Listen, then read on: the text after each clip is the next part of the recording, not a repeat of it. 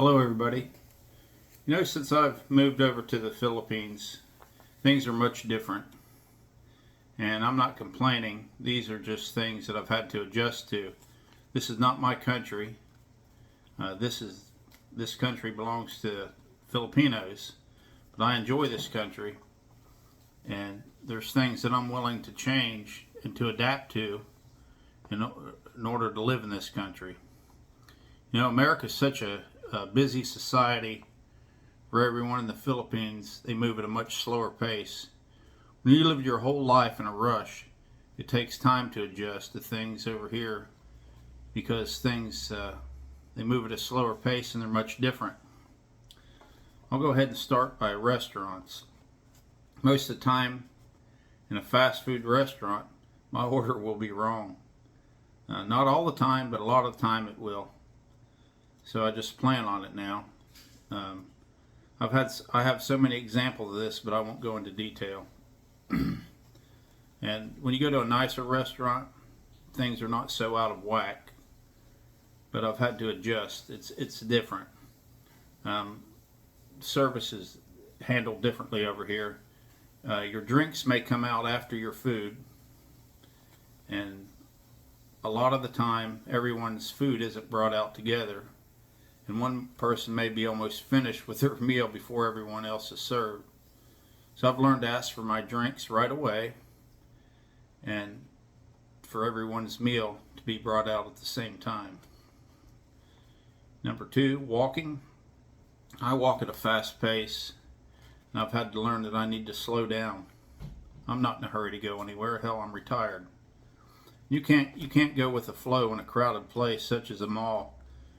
Because everyone's moving at their own pace. Every time I go to the mall, I have to come to a dead stop or I would run into people in front of me. Sometimes there may be people 3 or 4 people wide holding hands walking in front of me. And I've had to learn to adjust to that, and that's fine. Another thing, people will just walk right in front of you, right in your path, looking like they're oblivious to your presence, and maybe they are. Maybe they have something on their mind. If I was distracted, not paying attention, I'd run into people. And so many people walking and looking at their phone, lost in their own world, like no one else is around. I have to dodge them or come to a complete stop to avoid a collision. The flow of people walking is the same as driving, and it's something I've had to adjust to. In communication, talking, I have hearing loss from my military service, so most of the time when I'm talking to a female, I have to lean in with my ear and ask them to speak again, and tell them to please speak up because I don't hear well. A lot of the females are very soft-spoken, and the eyebrow raise or the puckered lips was something I have to figure out as a form of yes. Or, I don't know. And that's just something I've had to adjust to. Asking for directions. If someone doesn't know, they say, over there. And that's kind of a joke with me and my friends. And they may point the wrong direction instead of saying, I don't know. That's something I've had to adjust to. When in the store, and I used to get this a lot, before I figured out where things were on my own, I'd get someone would say over there, and then I may go to another person, they'd say over there, so it'd be 2 or 3 people until I learned to tell them, can you please take me there? If it's over there, can you please show me? And a lot of times they don't know either because they'll have to go ask a fellow employee where it's located. And being on time in the Philippines, it's kind of a standing joke that there are 2 times, real time and Filipino time. And it's common for Filipinos to be late when given a time, sometimes up to an hour or 2, but more commonly 30 minutes late. And I'm not talking about going to work or for an appointment or something. I'm talking about like a party or a gathering or something. But more commonly, the 30 minutes late. In the U.S., it's common to be early, but I've noticed if something starts, say at 10 a.m., I'll be early, and most of the people will come after 10. And this is something I really had to learn. Public restrooms. Now, I've yet to see toilet tissue in a restroom stall. Some restrooms do have a dispenser where you can buy a small pack of tissues, just 4 or 5 very small tissues, for 5 pesos or 9 cents. In many restrooms, there's no toilet seat, and a lot of restrooms do not have flushable toilets, but they have a bucket of water and a dipper. So I learned early to carry tissue paper and wet wipes with me.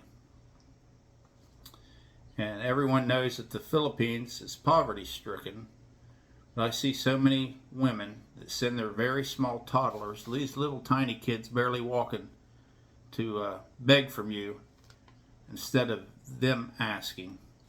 And this really irritates me, but it's not my country. I'm not going to say anything, but it irritates me to no end to use their child as a pawn for sympathy. I know 2 places where it's common for the same 2 women to use their babies this way, to follow you and beg from you. I don't always have money on me, so I may not have anything to give. I may be on my way to the ATM or just finished shopping. And I've learned that this is actually an occupation of some of the people here, but that's something I've had to adjust to. Even sometimes sitting in the traffic, people knocking on your window of your vehicle trying to get you to buy a bag of water or some other product they're peddling. Then driving. It's very different. All the traffic signs are in English, and the rules here seem merely a suggestion and are not followed. It's common for motorcycles to be on the other side of you, on both sides of you, in your lane. When traffic stops, the motorcycles are going to be moving on the side of the road on both shoulders, and in between the lanes of the cars sitting there, cutting through between the cars and the lanes and filling in any open gaps. And when people want out from a side street, they just pull out in front of you. And it's common when you're driving, when you turn a corner, for a motorcycle to cut inside of you, turning that corner also. Man, that's dangerous.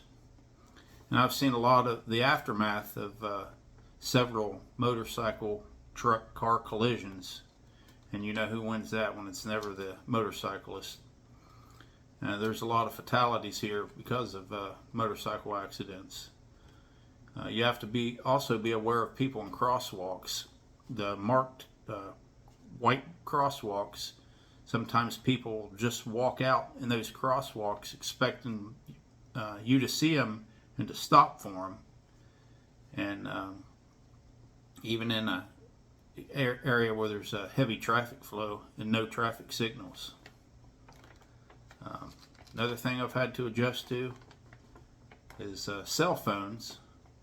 When you're waiting in a public place, like when I was at the Land Transportation Office for about 11 hours that day, or waiting at the mall for the mall to open, there's usually chairs outside for people to sit and wait.